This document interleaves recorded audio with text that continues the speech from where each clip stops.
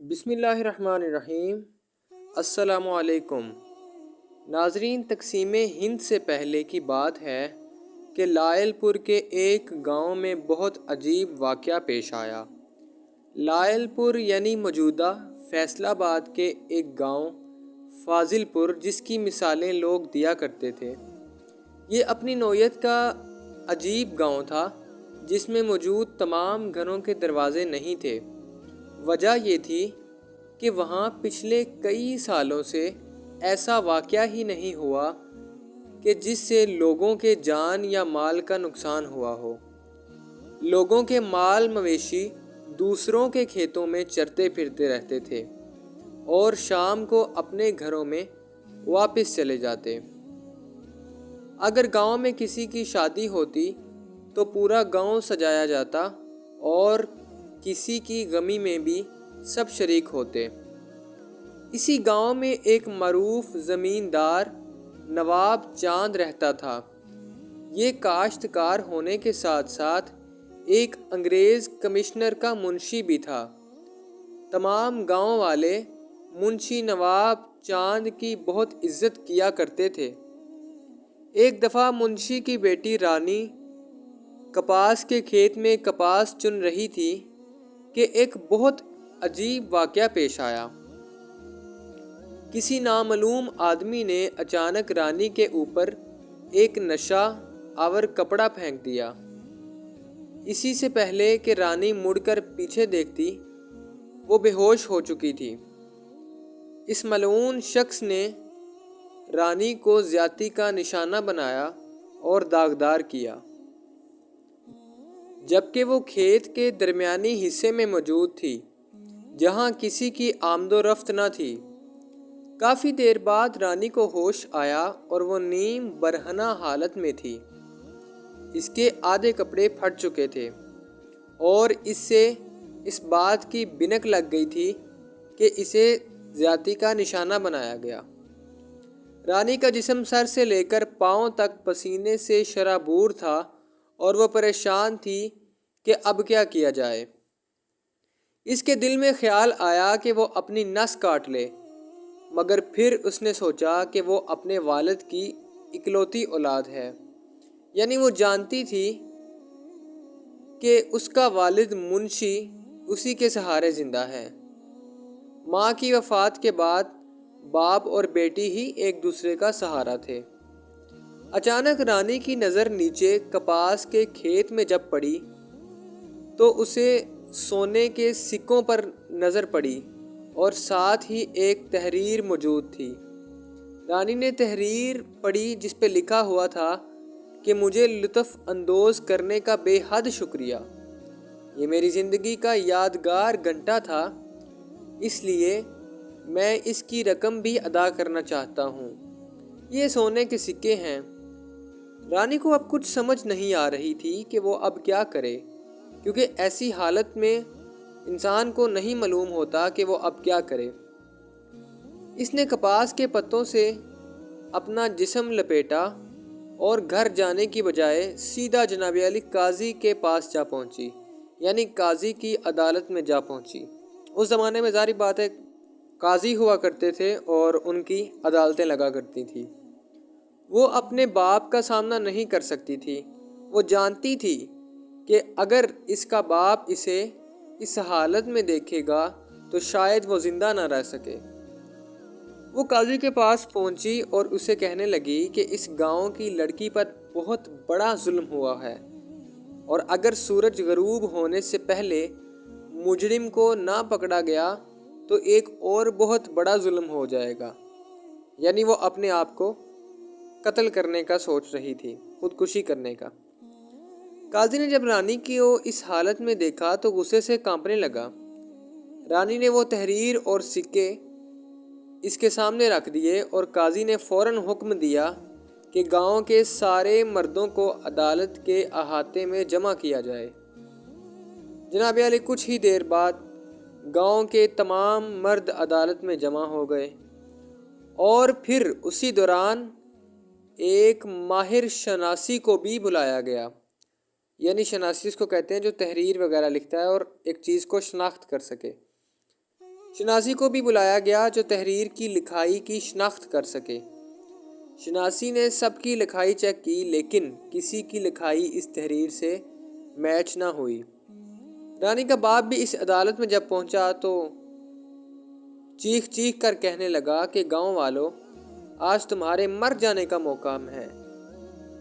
میں نے تم لوگوں کے حقوق کے لیے جنگ لڑی اور اس گاؤں کی فلاح کے لیے دن رات محنت کی، مگر افسوس کہ تم نے میری بیٹی کو ہی داغدار بنا دیا۔ عدالت میں موجود تمام لوگوں نے جواب دیا کہ یہ جرم کرنے سے پہلے ہم مر ہی نہ جاتے، ہم نے ایسا کچھ نہیں کیا۔ گاؤں کے لوگ رانی کو اپنی بہن سمجھتے تھے، لہٰذا عدالت میں موجود ایک بوڑھے آدمی نے کہا کہ قاضی صاحب، رانی کے ساتھ زیادتی کرنے والا شخص بہت چالاک تھا۔ ایسے معلوم ہوتا ہے کہ جیسے اس کے دل میں کسی انتقام کی آگ بھڑک رہی ہو، ورنہ وہ تحریر نہ لکھ کر جاتا اور نہ ہی سونے کے سکے دے کر جاتا۔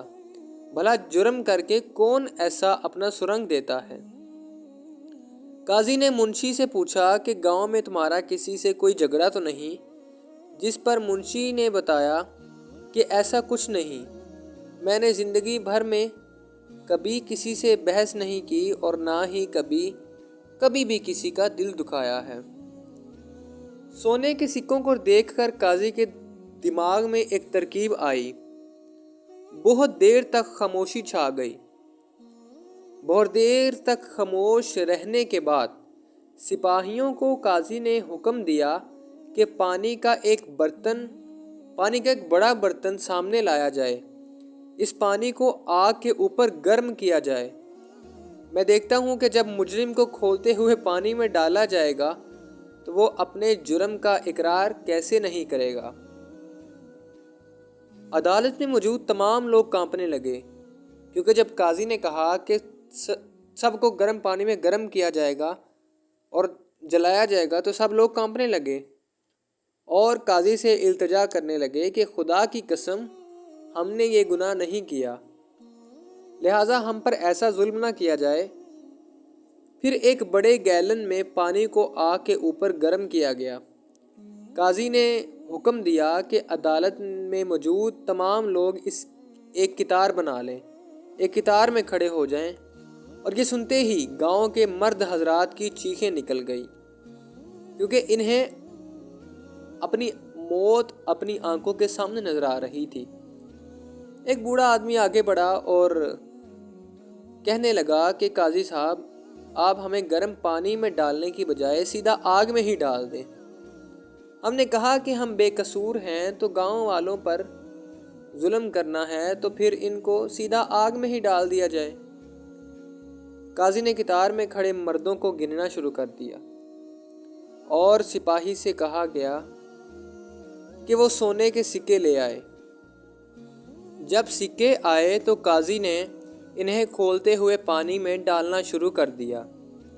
سب لوگ قاضی کی یہ حرکت دیکھ کر حیران رہ گئے، البتہ انہیں اس بات کا یقین تو ہو چکا تھا کہ اب وہ ہمیں اس گرم پانی میں نہیں ڈالے گا۔ قاضی نے اس برتن میں پانی کی اوپر والی تہہ پر غور کیا تو فوراً سپاہیوں کو حکم دیا کہ اس گاؤں کے جتنے بھی قصاب ہیں انہیں اس عدالت میں پیش کیا جائے۔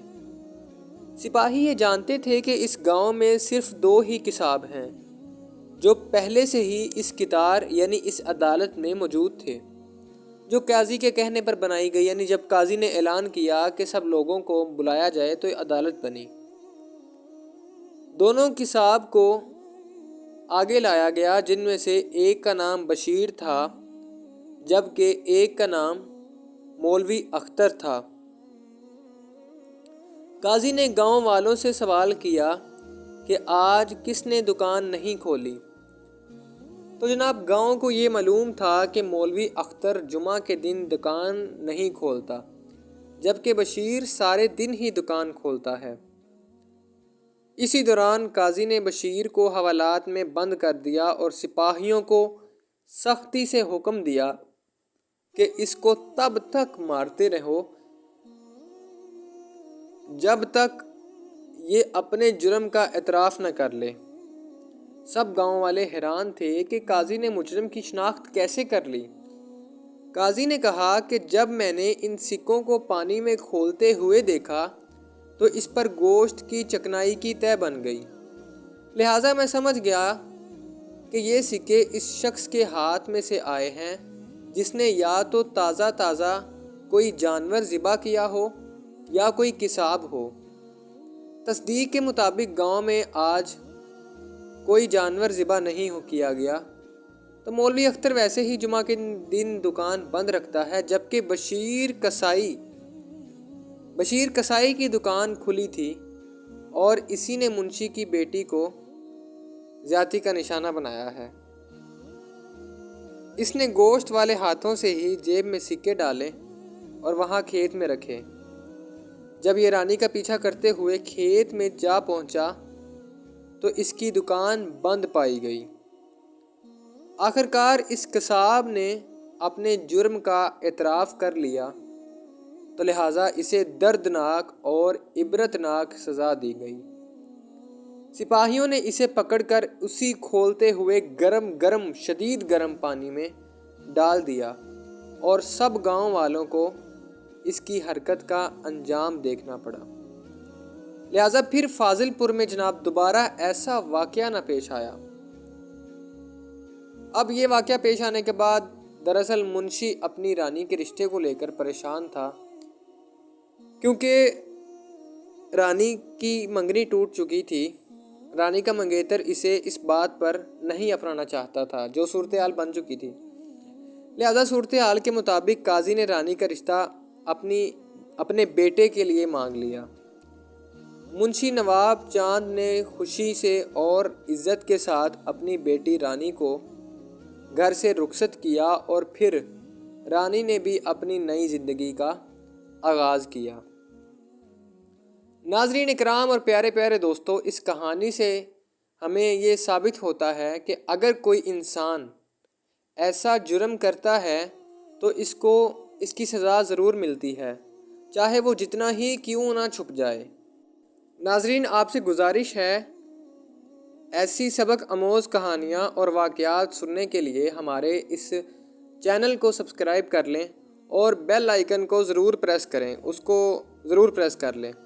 ویڈیو کو لائک ضرور کریں اور کمنٹ باکس میں اللہ تعالیٰ کے 99 ناموں میں سے ایک نام ضرور ٹائپ کریں۔ شکریہ۔